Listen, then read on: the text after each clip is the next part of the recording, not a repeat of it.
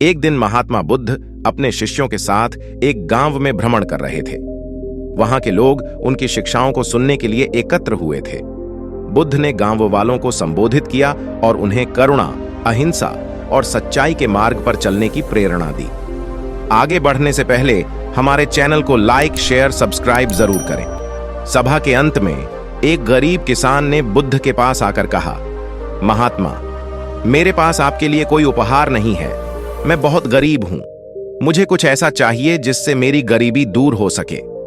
बुद्ध ने मुस्कुराते हुए कहा, तुम्हारे पास देने के लिए सबसे अनमोल उपहार है। किसान ने आश्चर्य से पूछा, क्या मेरे पास कोई अनमोल उपहार है? मैं तो बहुत ही गरीब हूं।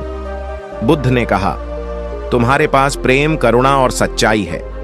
ये सबसे अनमोल उपहार हैं जिन्हें तुम दूसरों को दे सकते हो। किसान ने थोड़ा सोचा और फिर समझ गया। उसने अपने हृदय से महात्मा बुद्ध का धन्यवाद किया और उनकी बातों को अपने जीवन में अपनाने का संकल्प लिया। बुद्ध के एक शिष्य ने यह सब देखा और उनसे पूछा, गुरुजी, क्या वास्तव में प्रेम, करुणा और सच्चाई ही सबसे अनमोल उपहार हैं? बुद्ध ने उत्तर दिया, हाँ, ये तीनों ही हमारे जीवन को सच्चे अर्थों में धनवान बनाते हैं। प्रेम हमें सबके साथ जोड़ता है, करुणा हमें दूसरों के दर्द को समझने और उनकी मदद करने की प्रेरणा देती है, और सच्चाई हमें ईमानदारी और नैतिकता के मार्ग पर चलने की शक्ति देती है। कहानी से शिक्षा। इस कहानी से हमें यह शिक्षा मिलती है कि वास्तव में सबसे अनमोल चीजें वे हैं जिन्हें हम अपने अंदर विकसित कर सकते हैं और दूसरों के साथ बांट सकते हैं।